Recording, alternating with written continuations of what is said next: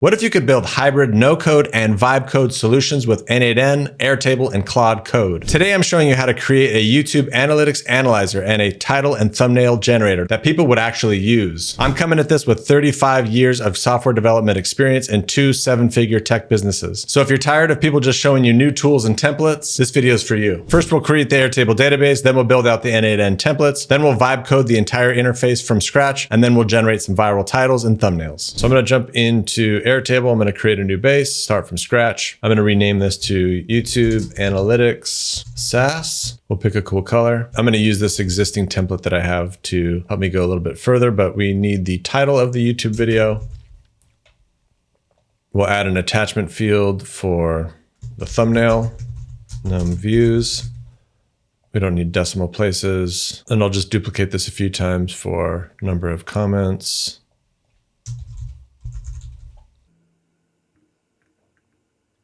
Number of likes,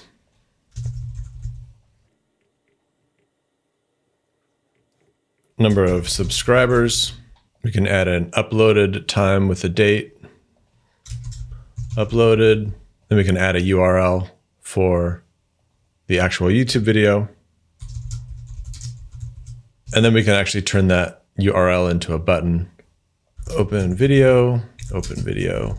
And then we just put in the YouTube URL. Just edit this to be a little more bold. I'm also just going to add a created time here, timestamp, just so we have it. Cool. So now let's jump into n8n and build in the backend automation that our front end can call. So basically, we're going to have a web front end where our users can use our app. On the back end, we'll have an Airtable database that holds all of the data.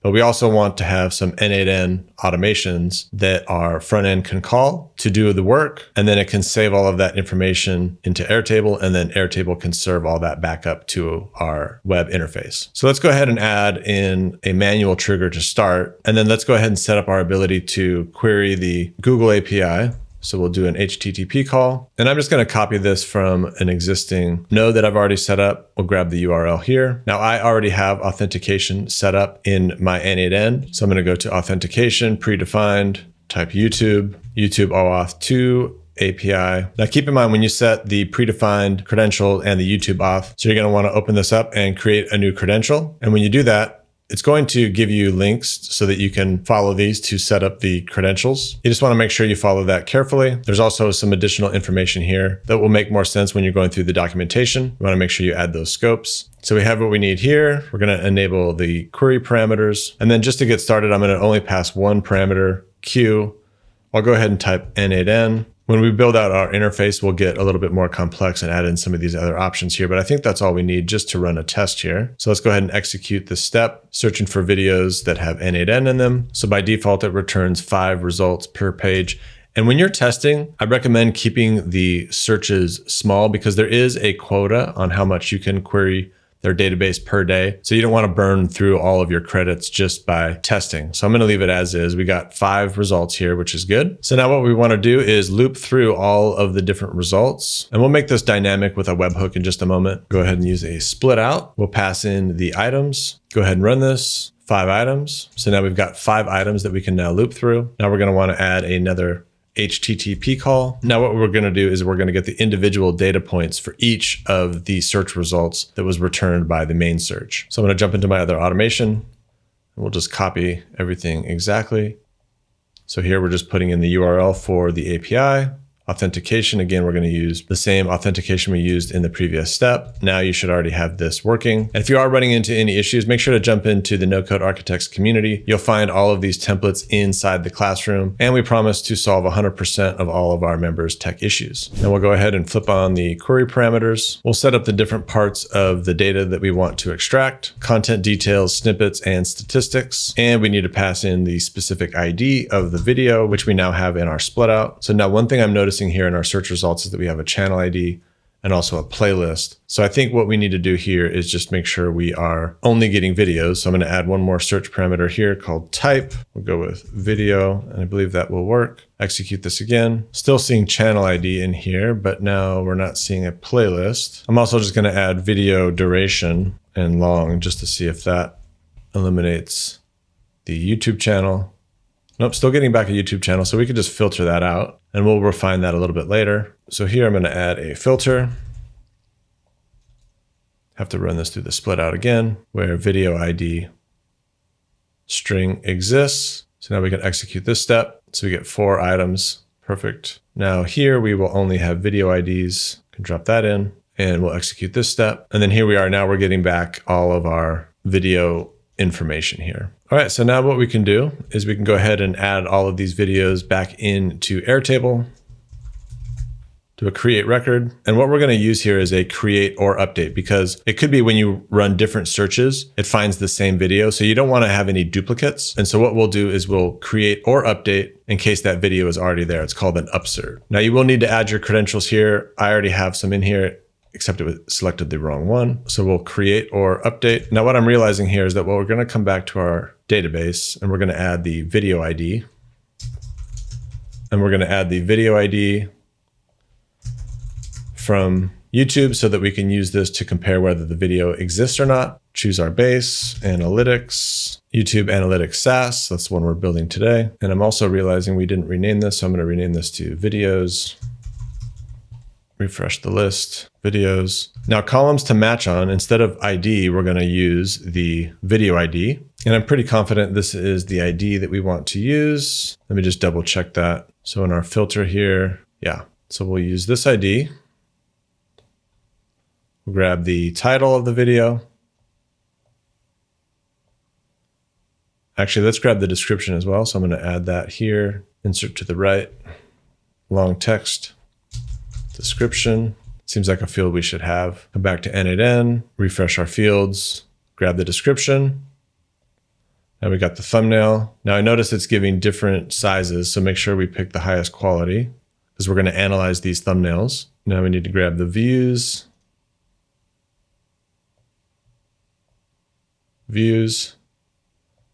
comments,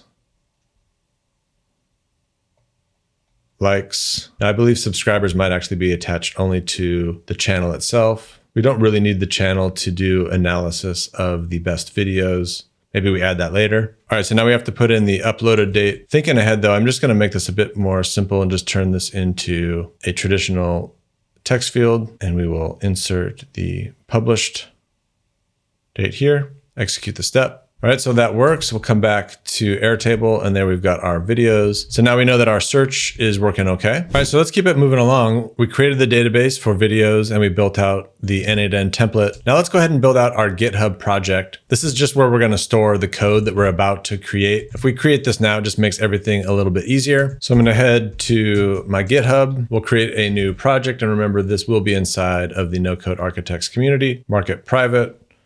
No Code, YouTube, Analytics, SaaS. Go ahead and create that repository. Now I'm going to grab this link, jump into my terminal here. I'm going to jump out of this other project I was working on. Go back to my home directory.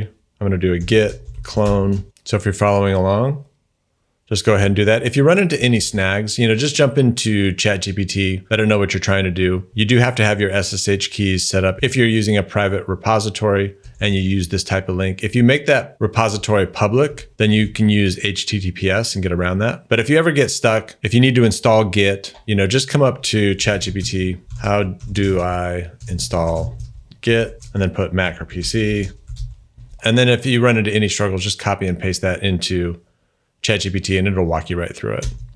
So we're going to clone this out. You can see that it's mentioning that it's completely empty, which is expected. We're going to go cd no code YouTube Analytics SaaS. And now from here, I'm going to jump into Claude Code. We're going to open up that project, close out this one, open up that project. And I'm using Claude Code because the results that I get from it are just amazing. So no code YouTube Analytics SaaS. So you will need to install VS Code. I'm using VS Code. And you will also need to install Claude Code.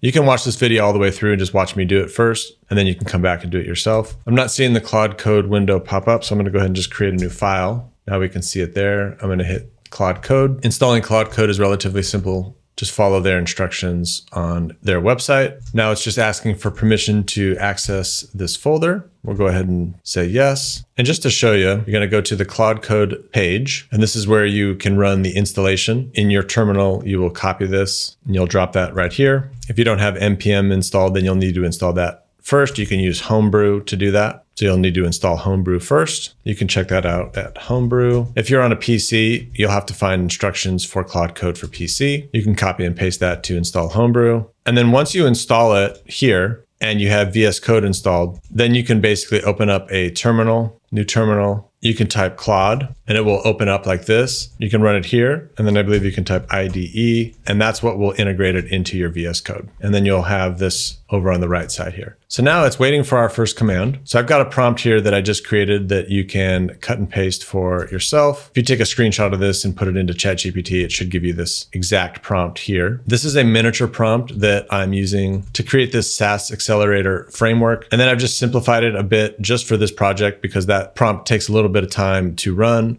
And I also just mentioned that we're going to be using Airtable for our database so that it knows some of these things. So feel free just to take a screenshot and get this prompt ready. And we're just going to take it over to Claude Code here. And we are going to initialize our project and have it build out the beginnings of our Next.js app. So I'll go ahead and run that. It's going to ask you permission before it runs commands on your computer. Just go ahead and click yes. It noticed an error and it's going ahead and fixing that. So in general, I'm mostly going to say yes to most of these questions along the way. However, I am going to monitor what it's saying. And if it ever says something that I don't understand, I always recommend that people just jump into Claude and ask it a question. Take this as an opportunity to learn and not just allow everything to happen for you. I'll go ahead and accept this so it continues. But in vibe coding, what I've noticed is that people want to go from nothing to everything in just 1 minute, right? But the problem with that sometimes is that AI is going to make all these choices about important things along the way. And if it made the wrong choice here, then everything else after this is really hard to fix. So it's good to just learn as you go. And that way you can help it make good decisions along the way. I usually take smaller steps than I see a lot of other people take. So what we're going to end up doing is we're going to get this front end going. Then we're going to build the search, and then we're going to connect that to n8n. And so then we'll have to go back to n8n and add our webhooks and a webhook response to interact with the site. If I had run that other prompt that builds out this more advanced framework, it would have taken quite a bit longer. If you're interested, this framework is available inside my new community called the Vibe Encoders. It is brand new, so I'm running a special deal. If you're interested, make sure to jump in now. All right, so the project is successful. Now we can go ahead and start it up. So I'm going to jump back to the terminal. I have two terminals open, so I'm going to go into this and I'm going to type npm run build. So this is going to build the application, and you can see right off the bat, we have an error. Before this, I might need to do npm install. Actually, we're just getting an error here. So I'm going to take this over to Claude. I'm going to go ahead and have it fix that. So I'm just going to tell it to move everything for me. I could do that myself, but in case you don't know, it is able to move files around for you. I'm just going to make sure that that folder is now empty. SaaS framework, looks like it is. So let it remove it. All right, so now we should be able to npm install. We are getting another error here, npm run build. Let's see if that works. We're still getting an error. That's because I was inside the folder that no longer exists. npm install, npm run build. And now one thing we are gonna need to do is get our API from Airtable that can access the new table we built. Now, the reason why I like Claude Code is just because it tends to work a lot better. I don't get stuck as often. I don't find myself in one of those situations where I'm unlovable. It took me down some rabbit hole and then I ran out of credits and I'm stuck. So here we go. Let's go test out the site. So we have our Next.js app. So now let's just make sure we can connect up to Airtable, and it created an environment variable here for us where we can put in our API key and the base ID and the table name. Now it's interesting that it asked for the base ID and then the table name. So I'm just asking it, why did it ask for the name but not the ID? Sometimes it just does things for no given reason. So while it's doing that, I'm gonna jump back to Airtable, gonna jump up to the settings here, gonna go to account, then we're gonna go to API, go to developer hub,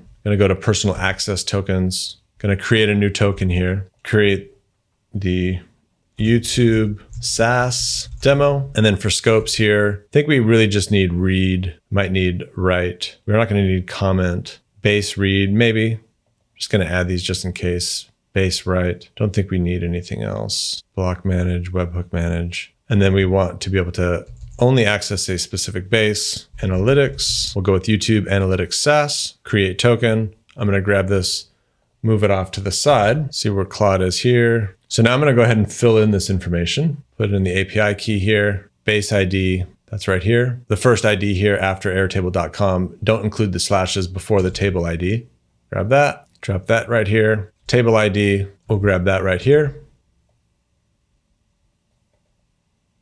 Drop that in. So now what I'd like it to do is let's create a first new page called search and just have it test to make sure it's able to connect successfully. And we'll do a query to just get all the records and display those records in our Next.js app, just as a confirmation that we can actually access the base. All right, so it probably makes more sense to make the /videos page where we show the videos instead of the search as our test. So, okay, let's create our first page and also test the Airtable API.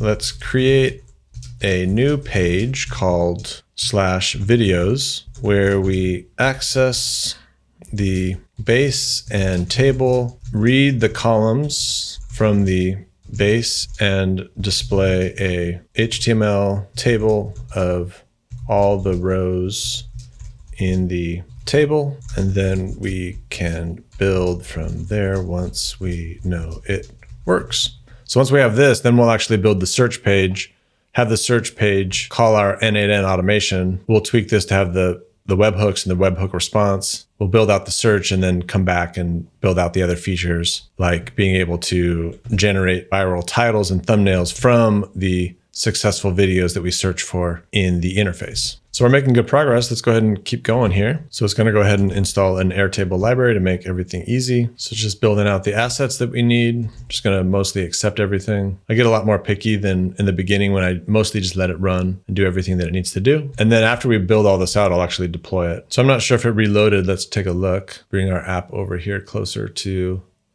let's go to /videos. Looks like it reloaded, internal error. It could just be that it's cached. So I'm going to run this again, run our dev site. Yep, there we go. Perfect.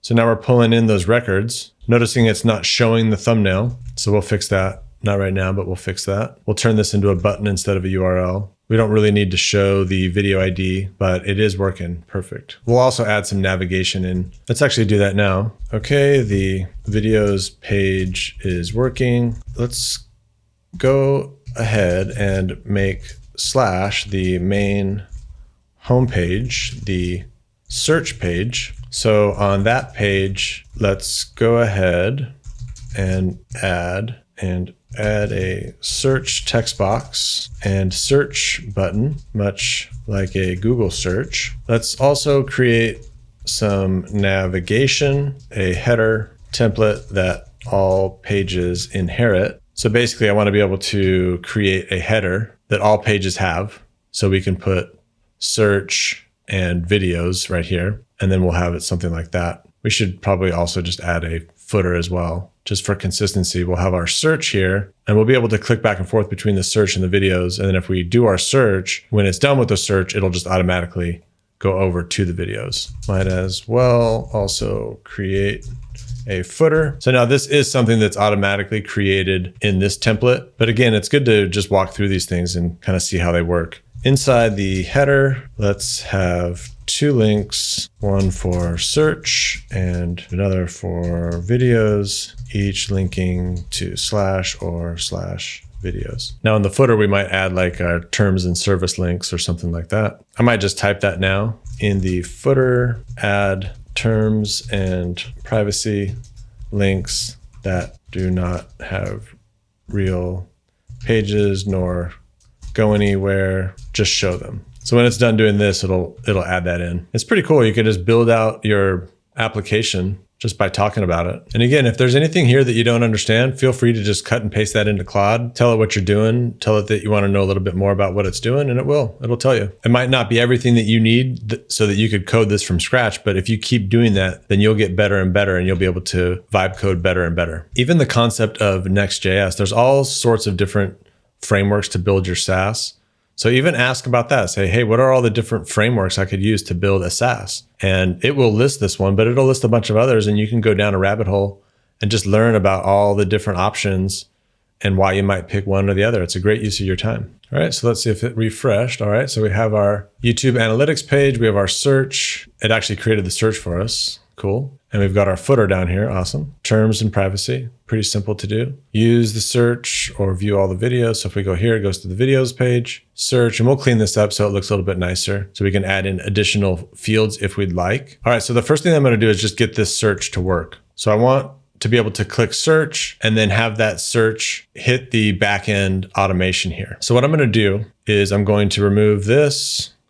I'm going to add a webhook. And since we're not actually changing any information, I think we can leave that as a get. And then for authentication, we'll go ahead and leave this off for now. And then for respond, we want to use respond to webhook node. So what that basically means is that once this comes in, we want all of this to execute and then finally do a response at the end here. That way we know the search is done and then we can go to the videos page automatically. So what we should do is we should add this webhook URL as an environment variable, just like we did with the Airtable keys. So let's start mapping this out. So I'm just saying, basically, I want to hit this webhook and pass Q as the question, because if we looked at the YouTube search, it was using a Q as well. So we might as well use the same language there. First, add a env var to our .env local called search webhook, where I can drop the n8n webhook for doing the search, use some sort of spinner on the button to let us know it's working. The webhook will finally respond with a code 200 that it was successful. Once you get the success code, forward to the /video page automatically. Let me know when you are ready for the first test. So while that's happening, I'm going to come over here. I'm going to add the webhook response. We'll go ahead and respond with a JSON. We'll type message success. Should also respond with an error code. Oh, here it is, response code 200. There we go. Perfect. Save. Let's go check out Claude Code. I'm going to hit Shift Tab. It turns auto accept edits on so that it doesn't ask us every little thing. I'm going to come back here and drop in the webhook, grab the test URL here, drop that into our search webhook there, let it finish up. We should also probably add some sort of timeout so that if it takes longer than, 30 seconds, that it displays an error. We can come back and do that later. All right, looks like it's ready to go. So now I'm just reading this here, API route created. So I'm just trying to understand everything. I'm just going to ask it a couple questions.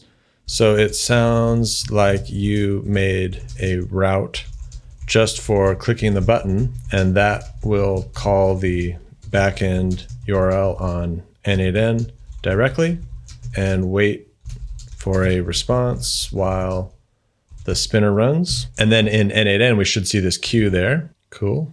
All right, let's just test this out. So I'm going to come back to the terminal here. It looks like it recompiled. So I'm just going to refresh the site here. Going to go to n8n. Let's go ahead and listen for events. I'm going to turn on our console so that we can see if anything's running. Let's type n8n, hit search, internal error, localhost search, internal error. Did n8n run at all? Looks like nothing hit n8n at all. So we can just report this error back to Claude. Got this error and nothing hit n8n. So it looks like it wants to run its own test. So I'm just going to make sure n8n is running again. Got it. We got a 404 because the n8n hook was a GET request, which is fine. I'm going to ask it though, like, why did you make it a post? I would think this would normally be a GET request. Question, why did you use a post in the first place? So good question. It says it should be a post. So this is where you have to kind of stand up to the API. It's switching back to GET because it was a simple search in the beginning, but we might make that more complex down the line. So it's going to change it back. So I'm going to jump back to n8n. We're going to change this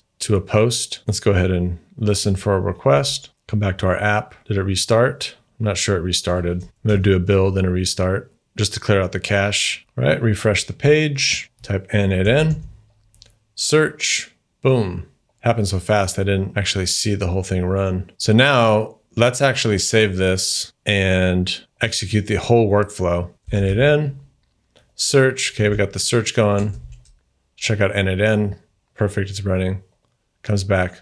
Now it automatically moves us to our videos page. Perfect. All right, so now let's come back, and two things I want to do is I want to add better search criteria and then also format our videos table better. And then once we have that, then we'll use all of these videos and the thumbnails to help us generate titles and thumbnails for our videos from the research that we did using this new tool. So I'm just going to jump over to Claude. I'm going to start a new conversation.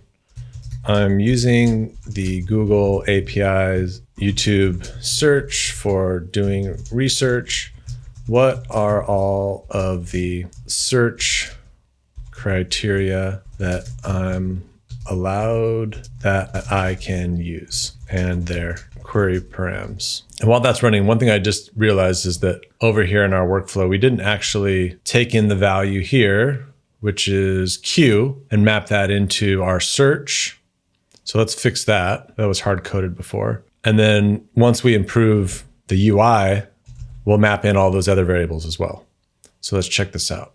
Let's save this, come back to Claude. So here we have the query. That's the one we're already using. We're not going to use channel ID, region code. I think we're going to leave the type fixed to video, channel type, event type, safe search. I think the main ones we want to add is video duration, publish after, and order, and max results. Of course, we can add in any of these, but it can start to get a little complicated. I'm just looking at the ones that are the most realistic. So region code, relevance code, I'm just going to grab these, put them off to the side for a second. We'll do video duration so we can get shorts or whatever, long form. We'll do our date filters, and then we'll do order and max results. So now I'm going to go back to Claude Code, and I'm going to add a prompt here. I'd like to add an advanced search that is not required. In fact, hide the advanced criteria unless I click a link,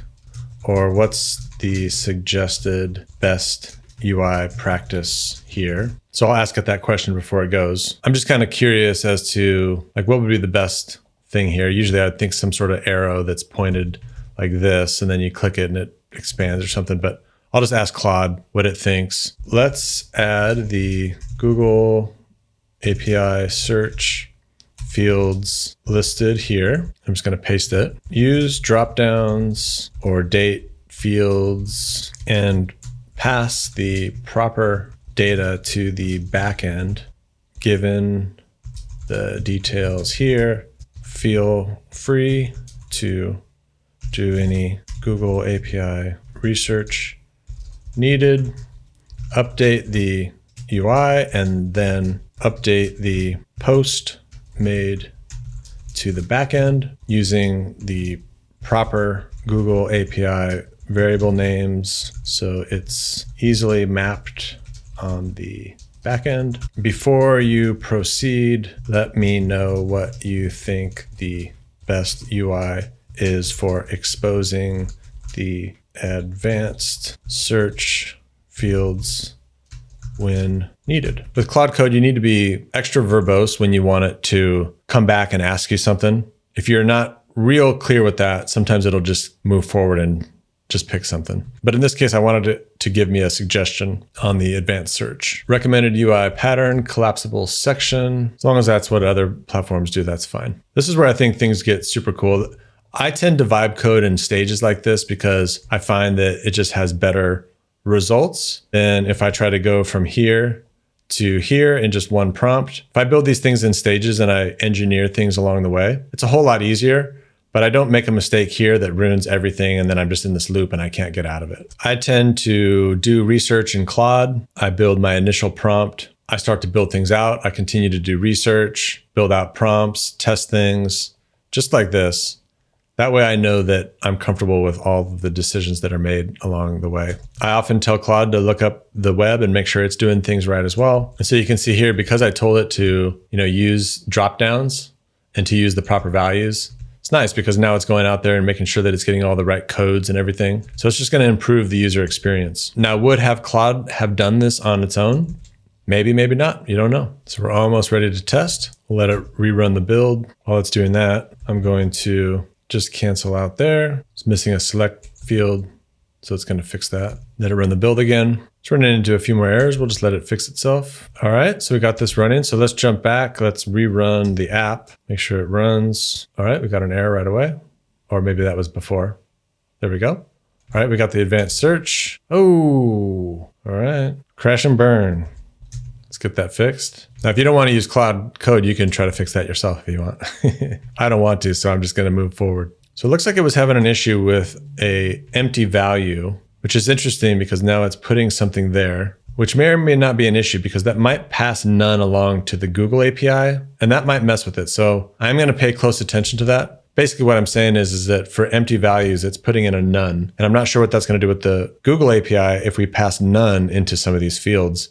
Might actually cause an issue. So before I do that, I'm just going to say, don't change anything. But if you pass none to the API, what will that do? And it may not know.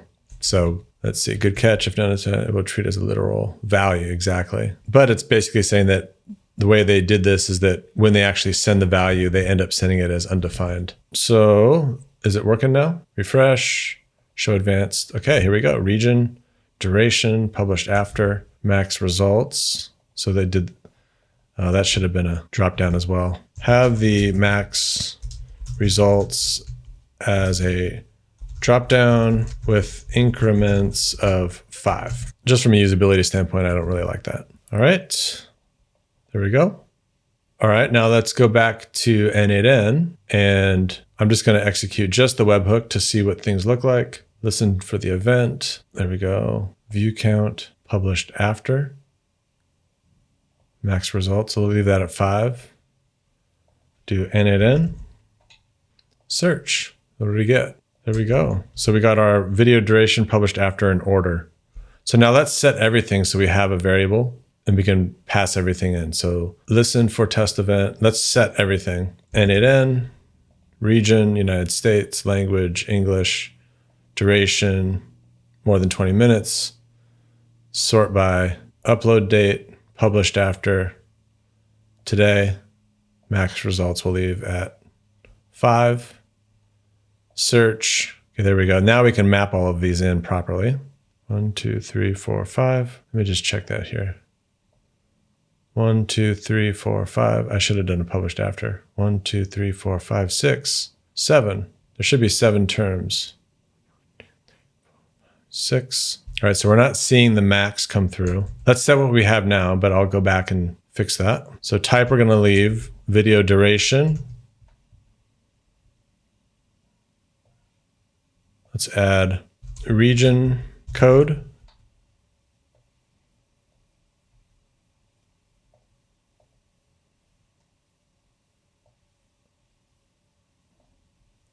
Relevance language, publish after,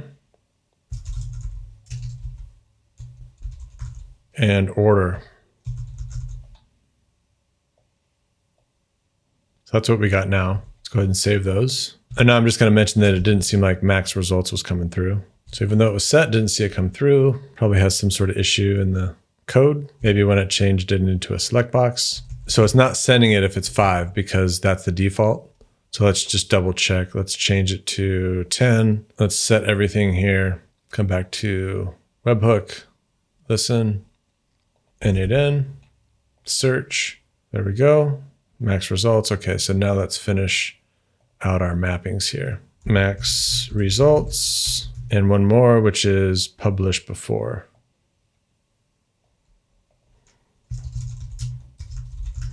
Cool. All right. So now we got everything. Let's go ahead and save this. Now what I want to do is just make this page a lot more readable. So we don't need to see this column. We don't need to see the description. We don't really need to see created. This column here is for the button. We don't need to see the URL. We're not seeing the thumbnail yet. So there's a few things to fix here. All right, so the first thing I'll do is I'll just remove the stuff we don't need. Let's remove the video ID, description, created, and num subscribers. We would have to get the channel information to get subscribers. We could do that later if we want. And also actually YouTube URL. Let's take those out and then we'll correct the thumbnail and the button. And that should give us quite a bit more space. Perfect. looks way better. Now I wonder if it respects the order from Airtable. If I come over here and move this down, let's just see, what does it do? Doesn't seem like that affected it, but this looks way, way better. Okay, now we need to fix the thumbnail and what did we call it? Open video column. The thumbnail should show the actual thumbnail. In Airtable, it will be an array of objects with a URL field that we can render. And the open video is a button field with a URL. Let's fix those and add any debugging you need to help diagnose any issues if they are to come up. So I'm saying take a stab at it, try to fix it, but also add in some debugging in case it doesn't work so that I can cut and paste and just speed things along. So the app's broken right now because it's fixing stuff. So now I'm noticing something. It says now I need to create the API videos endpoint since I changed the component to fetch data from an API route instead of directly calling the Airtable functions. This will allow the component to be a client component while accessing the server side. So it kind of made a big choice there without really asking. Sometimes AI does that. We'll see how that works. There we go, thumbnails, no URL, which I know is not the case because if I come here, we have a URL. Instead of trying to use this, I can just say use the actual YouTube URL, although it may not be getting that anymore because we told it to hide it. The thumbnail is working. However, the button is not. Let's see if it has any debugging data we can send it. Open video data not in expected format. So it's just not in the expected format, but we have this debugging data because we told it to get that. So we have that now. However, the button is not working, and let's send it the debugging data. With that, it should be able to fix it. So now this is starting to look pretty good. Cool, watch. So if I click on one of these, who's the lucky guy? Who's the guy I'm gonna let us see their video? All right, it was this guy. I haven't seen any of these guys build a video like this yet. So now what we can do is on this page, basically what I'm trying to do is we can search for videos. If I wanted to create a video, or if I created a video like this one, I wanna be able to go to YouTube, do some searches, have it build up a database, and then I want to be able to come to videos and I want to be able to create titles so that it uses all of these as examples. And then I'll paste in my description or my transcript and then use these to help me generate a title. And then I want to also be able to generate thumbnail images or assets for the thumbnail. And I'd probably like to be able to clear out all of the videos. So that's what we'll do next. All right, so now we're in the final stretch. I'm going to add a little bit of navigation. I'm going to add a button up here that is for add more results, create titles, create thumbnail assets, and then I'm going to also add clear data. And then we should also have a delete button here in case there's a video that we want to clear out, like this one because it's not in your particular language or you just want to disqualify it. So I'm going to have it add all of these buttons. Some of them are pretty easy, so we'll just do the functionality now, and then we'll focus in on the create titles and then the thumbnail assets to finish everything off, and then we'll finally deploy this thing. Okay, everything is working so far. Now we need to add a few things. On the videos page, we need to add 4 buttons on the top right above the table, but I'm going to say, but inside the YouTube Analytics data box so that it knows that it's here instead of up here, but inside the YouTube Analytics data box, add more results. This should simply go back to the search page, generate titles, leave non-functional for now, we'll come back, generate thumbnail assets and leave non-functional for now, we'll come back, and clear results. If I click this, it should delete the table and table contents and return back to the search page. And then on each row, we need a delete button that will delete that specific row. Make a to-do list and work through each of these one by one. Use the Airtable API for these. So in the other case, we used n8n to do the search. In this case, because we're already here, I'm just going to have it use the Airtable API instead of trying to build out all these separate n8n automations to do those different things. Let's get going. Getting anxious to see how all this ends up. It's going to be pretty cool. Definitely going to be using this myself. All right, so it seems like it has the placeholders. There they are. Add more results, generate titles, generate thumbnail assets, clear results. Now it looks like it's trying to build out the actions. The delete button just came in. Create Airtable delete API endpoints. Now, one thing I am curious about is if it's able to delete all of the rows in one API call, or if it's having to call it multiple times. All right, it says it's done. Let's build everything. Had an issue. It's going to go ahead and fix it on its own. So we'll have to add in a new webhook here for generate titles and generate thumbnails, and we'll build out the n8n automations to do that work. Another issue, we'll just sit back and relax and let Claude take care of it. Now, one thing I'm seeing is that maybe these buttons could be a better color, maybe blue. It's finishing up. So let's test everything out. So did it refresh here? So we should be able to add more results. Boom, error. Might just need to restart this server. All right, so back to videos, back to add more results, do another search. Just turn this on, search, automation's running. Forward to the videos, found a new video, cool. These are grayed out. Now this one is in German. I don't want to do anything with that one. Do I want to delete that record? Deleting, deleted.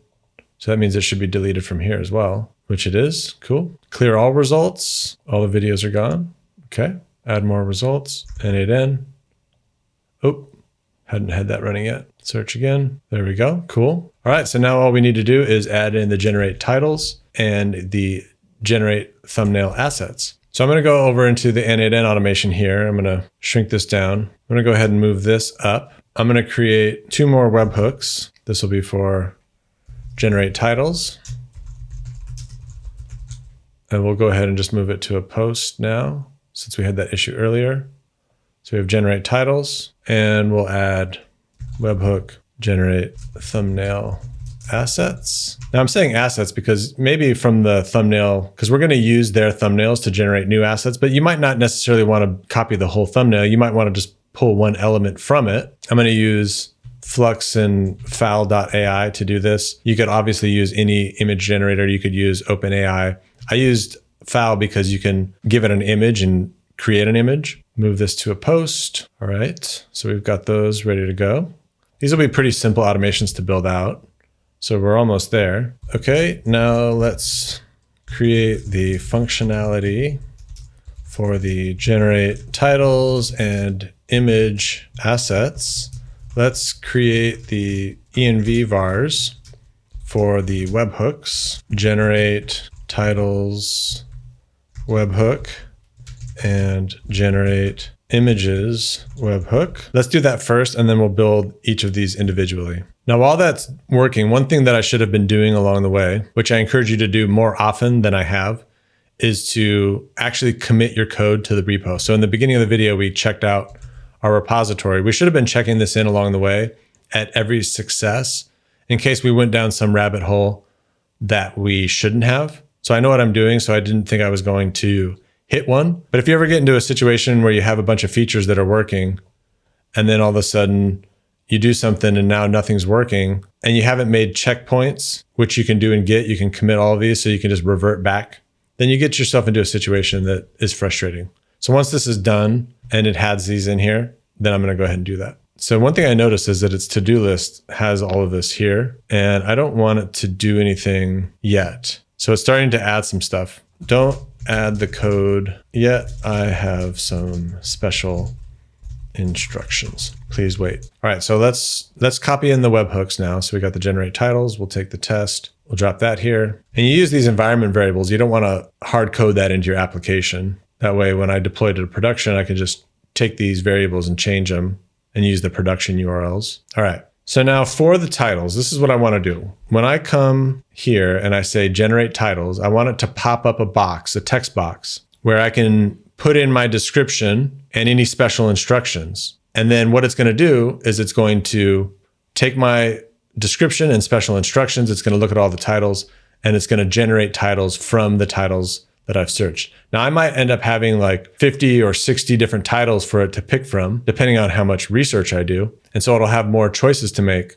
and more flexibility, but I want to be able to put in my own description so I can use that, and then we can craft the prompt and make it better. All right, so I'm going to come back to VS Code, Claude. Okay, so now let's implement the generate titles. When you click on the button, it should pop up a modal with a large text box so that I can cut, paste my video description or transcript and any special instructions. In fact, make 2 boxes, one smaller one for special instructions and one for the video description / transcription. Then a button on the bottom right that says generate titles, which will execute the post, and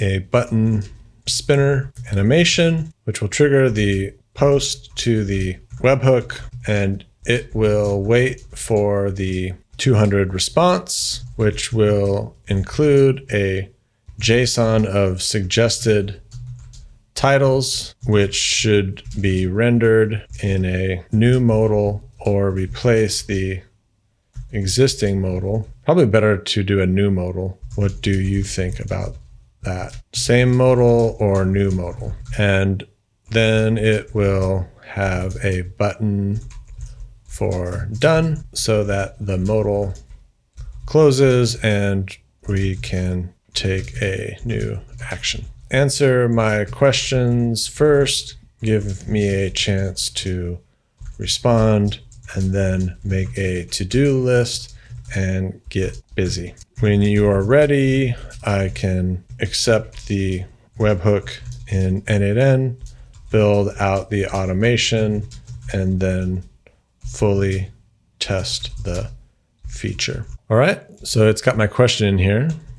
So great plan about the modal. I recommend using the same modal, but transforming it for these reasons, cleaner UI. Sounds good, let's go. So while it's doing that, it should just be building this out. I'm gonna jump over to ChatGPT. I need a system and user prompt for generating clickable and interesting YouTube titles. I will provide a list of viral titles that have worked in the past as a guideline and framework to use, as well as special instructions and the description and or transcript of the video I'm trying to generate titles for. Please provide the user and system prompt that I can use with the placeholders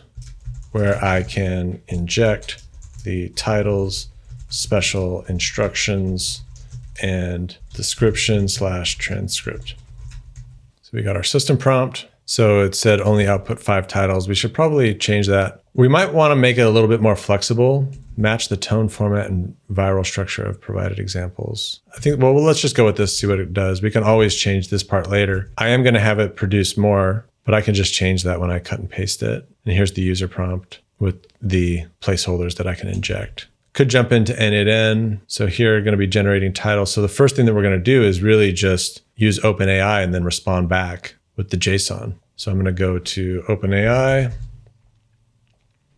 message the model. We'll go ahead and use a good model here. We'll use at least 4, maybe 4.1. You can play around with these. We got our system prompt. We'll turn these into expressions. Since we're going to have variables, turn this into a system prompt, drop this in. We'll have it generate 10, and we want it to generate a JSON. So I'm also going to put that in the prompt as well. Output everything as a JSON. Titles equal an array with title 1, title 2, etc. I'll put that in the user prompt as well. We didn't tell Claude Code that that would be the response, so we'll need to go back and just make sure it knows. So it's wanting to rerun everything. I'm just going to tell it. By the way, the response from the n8n workflow will be in this format.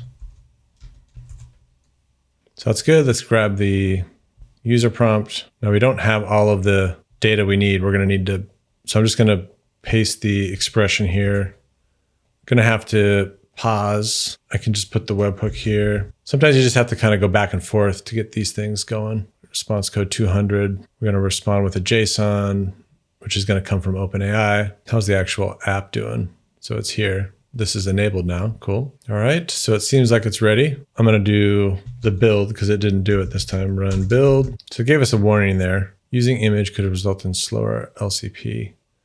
Just a warning. I'm going to leave that alone. Do npm run dev. All right. There we go. Generate titles. All right. So here we have the description. So I'll go to my YouTube channel. I'm going to go into this video I just published. This is really just a test. I'll leave the special instruction. Well, I'll put none. So now I'm going to come back to n8n. We'll execute this workflow. So it's waiting. Now let's generate the titles. Failed to generate titles. Got a 500 error. And did n8n trigger? Nope. Okay. So let's just let Claude Code know what happened. Let's expand this. Failed. I might have actually seen something here too. Yeah. So it didn't include the webhook that we added here. And maybe it's because I didn't save it. Let's just try it again. Is this working? Let's just try again here. So it still had an issue. So we're seeing a few different things. So let's just give it all the data. Now, did n8n actually fire? It did. So I didn't add the response. So that was probably my bad. So I want to make sure. So it's going to try to test it. That's cool. Now this is actually going to fail because this is going to fail. So I'm actually hesitant to do it that way. I'm going to stop this. I'm just going to come in here, listen for the event. Let's let Claude Code make the call. That will allow us, now we can map that into OpenAI. So we'll take advantage of the fact that we're doing this. Now, one thing that I'm noticing here is that it didn't pass in the titles. Okay, so we got a few things to fix. So we don't have the titles, but we got the special instructions and we got the video description, just not the titles, okay? You gotta be patient as you're putting these things together. So n8n triggered, but it did not send all of the titles. We need to map that in. And looking ahead here, so we had video description and special instructions. Let's just tell it the variable to use. Please use the variable name titles. And I'm also going to explain like that it didn't get a response because I didn't have it turned on. You didn't get a response because I had the automation disabled. So let's get back on track here. We're almost there. A little tricky. Now, one thing I'm noticing here is that I might be getting it mixed up. So we want these titles as the response, but is it sending the titles too? This makes sense, but are you also sending the viral titles to the n8n backend under the titles variable name? Good catch. It's not sending those. Perfect. Video data from the Airtable, including any current titles to n8n. This could be useful if you want n8n to see existing titles to avoid duplicates. You want to improve optimizing. I'm only sending the video description. Question, do you want me to also send the existing video data from Airtable, including current titles? So basically, I think what it's asking is, does it want me to include the existing titles that it created? To clarify, I only want to send the titles from the table and nothing else in a JSON variable called title, much like my n8n response. Because what I see here is that it's probably trying to send all of the Airtable data, and I really don't want that. All right, so there's the new payload. Perfect. All right, so let's restart everything. Let's rebuild. Looked like there might be an issue there. Let's see. Let's just paste that in. We're getting really close here. All right, there we go. Let's test the code, rebuild. So it keeps running into issues. I'm going to say, please rebuild here and fix until successful. So I don't have to keep going back and forth. Just keep going until it fixes everything. All right, now we can go ahead and run it. Perfect. Let's go ahead and just listen because I still need to fix the titles. Jump back here, generate titles, copy and paste. None. Generate titles.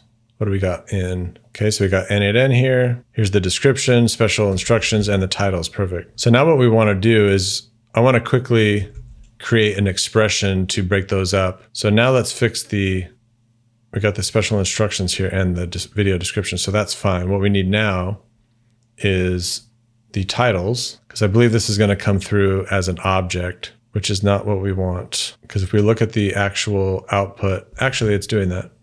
Okay, cool. So we'll take those out. So we got everything in here. We want 10 clickable titles, and we want to add the JSON instructions here, just in case. Have it doubled up in both sides, system and user prompt. So now I'm going to save this. Now let's actually execute the whole workflow. So we're going to have an issue because I'm not responding with the webhook yet. So let's just trigger it again. So here I need to output the JSON titles here. And this should be in a JSON. So we'll put titles, and this should be an array, but the array should be on here. Let's see here. Actually, what we should do, I think we need to parse this out, because I think this is going not to be what we want. We want to do a JSON. Actually, let's just see what this gets us back. Execute the step, response, body, JSON. So it's bringing it back as like, so this is how it wants to bring it back. So I'm just going to go with that. I'm just going to take this and I'm going to tell it that it's going to respond like this. It'll be easier just to correct this. Come back here. We'll save this while this is getting fixed. So one of the best skills you're ever going to learn is just how do you work with data? How do you get it into the right format? Now, here's little things that you want to look out for. So now the API can handle both response formats. I don't really want it to do that. It probably would have worked, but that would have just been legacy code that didn't need to be there, that would have complicated things for time to come. All right. So is our code running? That might have been a previous error. I'm not sure. So let's just test this thing out. Execute workflow. Come back here. Generate the titles. Now we can watch this running.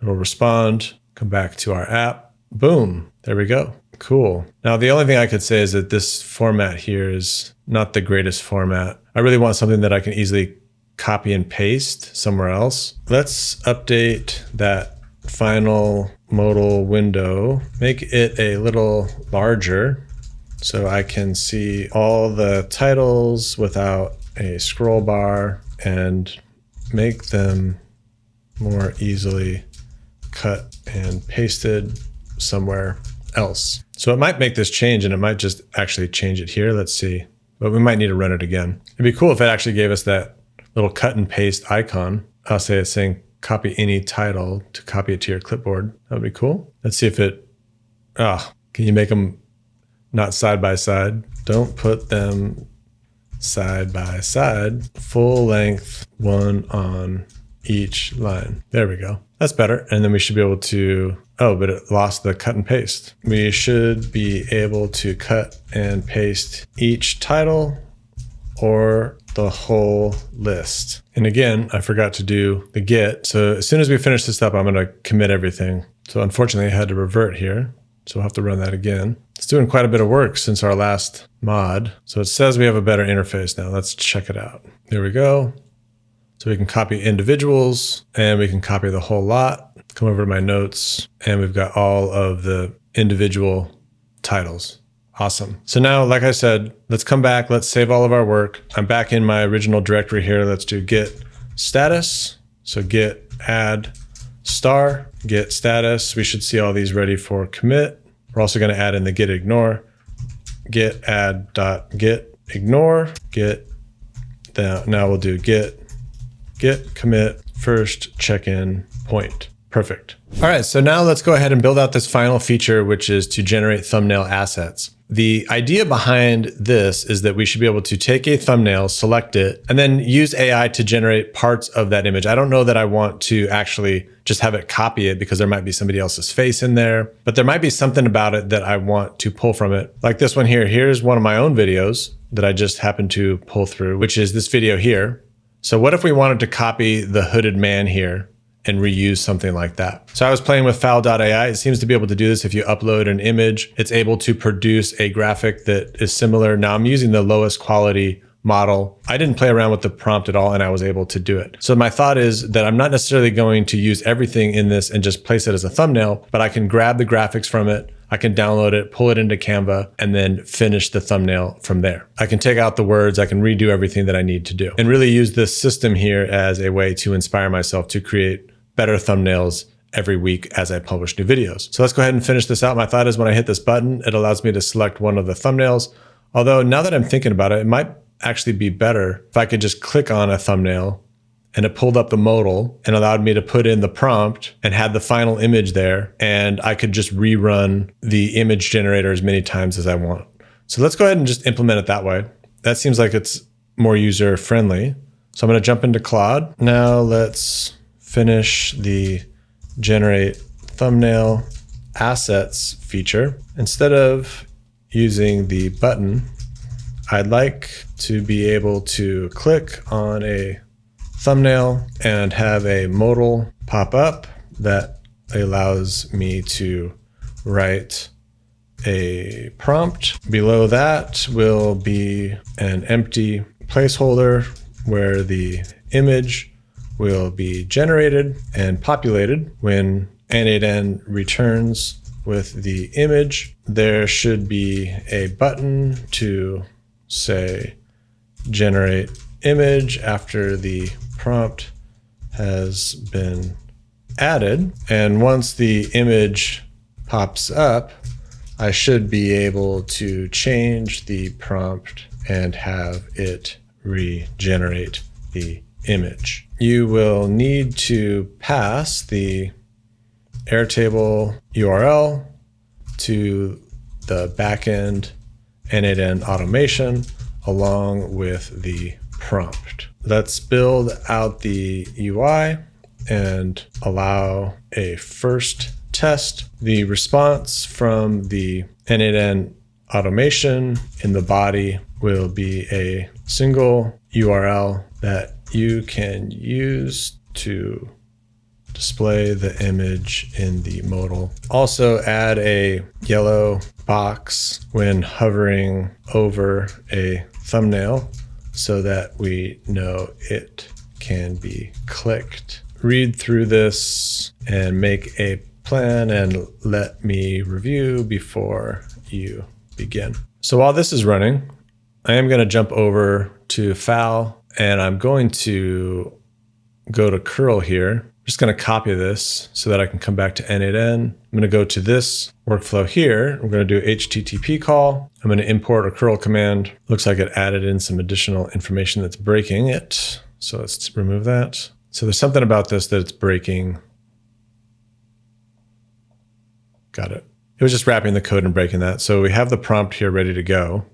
We just need to replace the path and the prompt. Let's check out how Claude Code is doing. Great plan. So just reviewing everything. Now it's just asking us a few questions. Should the modal close automatically after generation or stay open for regeneration? Stay open for regeneration. Do you want a save apply button to replace the original thumbnail? Nope. We'll just cut and paste it. No thanks. Just a way to cut and paste the URL that was returned from the AI that you are using in the modal. And then 3, any specific styling preferences for the yellow hover effect? No, just a simple yellow outline will do, unless you have any great ideas. Maybe the hover over also makes the mouse a little hand that implies you can click it. So I'm just keeping an eye on things here. One thing I'm noticing here is that it looks like it's preparing to have some base 64 data here. I'm expecting that it uses a URL. So we'll come back to that. That's one of those things that with experience, you start to just see things that look like maybe it's going to be an issue. I really just wanted to use the URL. I'm not going to be passing data. So I'll double check with the AI. You can see here that it added the yellow overlay in the mouse. So we know that it's clickable now. It's moving along pretty quick. Update API endpoint to handle image generation. Connect modal to thumbnails and video table. So it's almost done. I just want to make sure that it's using a URL. I don't usually like it to run the npm run dev. I usually have it do that myself. So I am going to ask though. Just wanted to make sure it's expecting a URL and not a binary file because I saw something in the code that might make me think otherwise. Yes. Okay, cool. All right. Yes. Looks like it's finished. I'm going to go ahead and come back here. I'm going to do npm run build. All right, we got some issues. So it's just finding some issues that it has to fix. I'd much rather have the AI fix it than myself. Can you imagine having to write all of this stuff on your own? This is what I used to do for 30 years. And I had a lot of fun, but it was very tedious. It's just an amazing world right now where you can just build this stuff the way we are. It says it's got all the errors fixed, so let's run that build again. Usually I like to have it build it in Claude Code, then if there's an error, it just fixes it. There we go, it seems okay. Run the dev site, very cool. Refresh. All right, let's select my image here. So we're gonna generate. First, let's just listen for the event, and I'll just copy the prompt that we were using. Form, copy that over. We'll copy that in here, generate image, check the backend here in n8n. Okay, we got that. So now we got the original URL and the prompt. Perfect, that's all we needed. So let's come in here. Gonna need to get my key here from fail.ai, but we need to replace this first. We'll turn this into an expression. Let's open this up, pass in the original image, and the prompt. Now let me get my key, create the key. We'll go ahead and copy the key. Now in the curl command, it brought it back as key. So we'll just keep it that way. Looked a little odd in queue. So now that generates the image. Looks like we're gonna have to check a status here and loop until it's done. So I'm just gonna come back to file, go to their docs. They've got a queue here. So it looks like you submit the request, then you request the status, and then you can get the response. So we got a little more work to do. So let's go ahead and request the status. So we'll add in the next line here, another HTTP call. We'll look at their docs and we'll just grab the curl command, import that. Now it's saying it doesn't need authentication, which seems a little odd, but let's go ahead and see. Expression, gotta drag the request ID here, execute step, authorization. So their curl command wasn't complete. Header auth. Actually, we're not using this here. We're using the headers directly. Authorization, drop it in, completed. So then what we would need to do is if it wasn't completed, so we got to create a little loop here. We'll do an if. We'll say if status is equal to completed, we'll go forward. Otherwise, we will sleep or wait for 5 seconds and we'll just loop right back into the previous statement. So this will go through the top and now we just need to get the response. So in this case, I'm going to duplicate this so I don't have to worry about the authorization again. There we go. Now we'll just update this. So getting the response, very similar, but not exactly the same. Take out the status. Maybe it was the same here. So execute step. We need to take out this because that's not the right field. Request ID. Actually, what I'm noticing is that it's actually giving you the full response URL ahead of time, but there's something about my request here. All right, so I was doing a little bit of debugging and it looks like I was just using the wrong command here. And that happened because when I was building the form here, I had used the form. And so it was using the path instead of the image URL. So I just need to correct that. And we'll use this curl command instead. Come back to our workflow, update. See here how we have the path. We'll fix that. Just need to update the expression again. So we'll just need to copy this data here, bring it back to our automation, and we'll just recorrect the variables.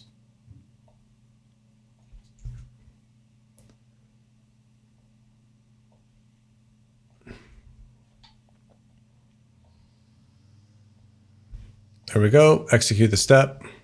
Now it's in the queue, and now we should be able to get the actual image. There we go. And so now that we have the actual image, we can respond back to the webhook. We'll just copy this, duplicate, pass that in, and now we'll respond with a 200, and we will pass the URL. We'll save it. All right, so now we have that in the webhook. So now we should be able to execute this workflow and come back to our Next.js app. And let's go ahead and try this again. Analyze the YouTube thumbnail and create the hooded man in the sweatshirt for a new YouTube thumbnail. Go ahead and generate that. We'll go to the backend. Looks like we had an issue. Forgot to update this to respond. So we'll just execute this again. Let's copy this, generate image, jump back here. It's waiting. Okay, then we had invalid. So with this, I think it just needs to be, we'll make it a JSON image. Let's check out the way the response looks now. So we'll have to put it in quotes, There we go. Here's the response. So now let's just tell the code this is going to be the body response because we told it was going to be something a little bit different. Here is the confirmed output from the n8n webhook. So it's just going to update the code to handle that very quickly. All right, let's try it again. Execute the workflow. Awesome, cool. There we go. So it's not exactly what we wanted, but we could always generate another. It's important to just map things out. The faceless YouTube hooded man in the sweatshirt. Now, again, it's important to remember this isn't supposed to be copied exactly. It's just to help you create assets and replicate things from other video and successful thumbnails. So I would take this, copy it, jump into Canva where I manage all my thumbnails. I could paste it here, and then I could modify it and use it from here. So that's looking pretty good. I'm gonna go ahead and click done. I'm gonna go back to GitHub, git status, git add star, git commit added image generation to the system. Now I can go ahead and do a git push origin main, which is gonna push it back to the repo. So here we have it. Now if I refresh this here, we're gonna have it. So now what I can do is if I want to deploy this, I can come to an app called Vercel. We can add a new project. It will automatically link up to your Git repository. I do have to add this. I will search for the new repo, which is YouTube. Now you have to share them individually. So I'm gonna have to come here and add that so that it can also see that project as well. Now we can import. I wanna make sure you pick Next.js. Now we do need to import the environment variables so that it's able to connect up to n8n and also our Airtable database. You can paste in an environment variable. So I'm gonna go ahead and do that. That'll save me some time. So it looks like I can just cut and paste it in there directly, which is pretty cool. Now on these n8n webhooks, I'm gonna go ahead and enable this to production. So I'm gonna turn this on so it's active. And then I will update these webhooks so that's no longer the test webhooks.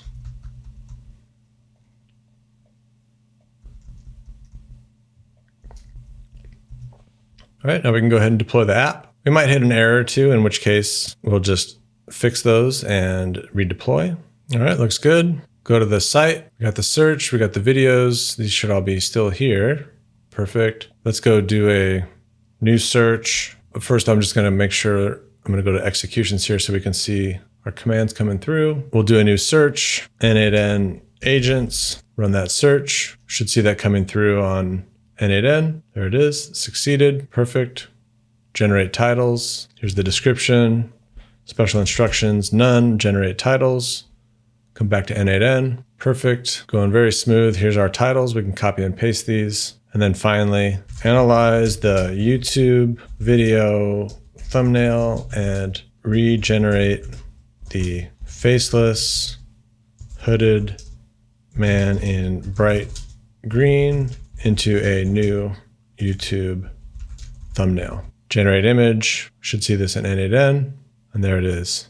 Awesome. Works like a charm. Now, if you want all the code to build out this front end, the n8n templates, and the Airtable base, make sure to jump into the No Code Architects community. You'll find everything here in the classroom, along with a course on how to make money with AI automation, an n8n quick start guide, and all of my templates. Plus, we have calls almost every single day and sometimes two. It's an engaged group, and we promise to solve 100% of all of our members' tech problems. I'd love to see you there. Either way, I hope you enjoyed this video, and I'll see you on the next one.